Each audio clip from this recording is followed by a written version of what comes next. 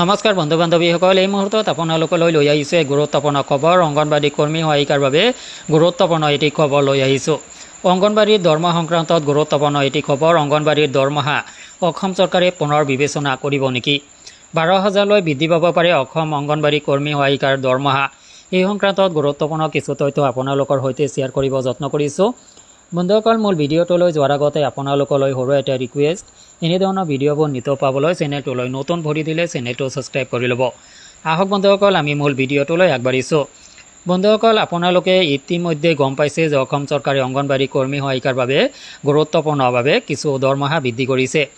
কিন্তু এই দৰমহা বৃদ্ধিক লৈ অসন্তুষ্টৰ এক জোৱাৰ উঠা পৰিলক্ষিত হৈছে। অংগনবাড়ী কৰ্মী সহায়িকা হিচাপে কোনো এজন অংগনবাড়ী কৰ্মী বা সহায়িকা অসম চৰকাৰৰ বৰ্ধিত দৰমহাক লৈ সন্তুষ্ট নহয়।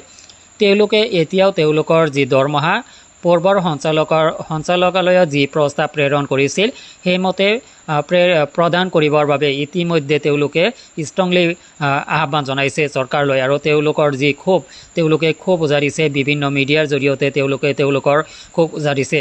ইতিমধ্যে সন্থাৰ বিষয়ববীয়াসকলে মিডিয়াৰ জৰিয়তে জানিব দিছে যে তেওঁলোক অসম চৰকাৰৰ যি দৰমহা বৰ্ধিত দৰমহা এক লৈ তেওঁলোক যথেষ্ট অসন্তুষ্ট।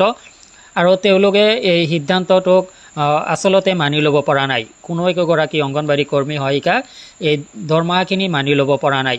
তেওঁলোকে চলিব পৰা বিধৰ দৰমহা অসম চৰকাৰে প্ৰদান কৰিব লাগে বুলি ইতিমধ্যে ষ্ট্ৰংলি দাবী জনোৱা হৈছে।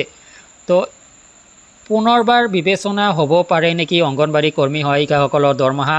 এই লৈ যথেষ্ট আশাবাদী অসম অংগনবাড়ী কৰ্মী সহায়িকা সন্থা, যে তেওঁলোকে আশা ব্যক্ত কৰিছে যে অসমৰ মুখ্যমন্ত্ৰী ডাঙৰীয়াই যি পৰিমাণে দৰমহা বৃদ্ধি কৰিছে, তেওঁলোক যদিও ইয়াৰ বিৰোধিতা কৰা নাই, তেওঁলোক সন্তুষ্ট নহয়। গতিকে তেওঁলোকক সন্তুষ্ট কৰাৰ বাবে দৰমহাখিনি পুনৰ বিবেচনা কৰিব লাগে। তেওঁলোকক 12,000লৈ দৰমহা বৃদ্ধি কৰি দিব লাগে। তো এইখিনিতে বন্ধুসকল জনাইছোঁ আপোনালোকক যে অসম চৰকাৰে অংগনবাড়ী কৰ্মী সহায়িকাৰ দৰমহা পুনৰ বিবেচনা কৰিব নে নকৰিব, এয়া কিন্তু অসম চৰকাৰৰ এক বিচাৰ্য বিষয়। কিন্তু সন্থাৰ পৰা যেনেকুৱাভাৱে জনোৱা হৈছে, অসম চৰকাৰে এই দৰমহাখিনি আপোনালোকৰ দৰমহাখিনি পুনৰ বিবেচনা কৰিব পাৰে, এনেকুৱা সম্ভাৱনা এটা নথকা নহয়।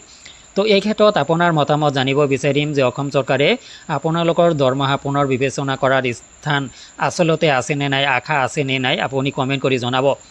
লগতে আপোনালোকক জনাইছোঁ যে অসম চৰকাৰে অংগনবাড়ী কৰ্মী সহায়িকাৰ দৰমহা যদি সদ্যহতে বৃদ্ধি নকৰে, তথাপিতো কেন্দ্ৰীয় লেভেলত আহিলেও অসম অংগনবাড়ী কৰ্মী সহায়িকা হিচাপে আপোনাৰ দৰমহা 12,000লৈ বৃদ্ধি পাব পাৰে। কিয়নো কেন্দ্ৰীয় চৰকাৰে বহুদিনৰ পৰা অংগনবাড়ী কৰ্মীসকলৰ বা সহায়িকাৰ দৰমহা বৃদ্ধি কৰা নাই, যাৰ বাবে অতি শীঘ্ৰে কেন্দ্ৰীয় চৰকাৰেও দৰমহা বৃদ্ধি কৰিব পাৰে।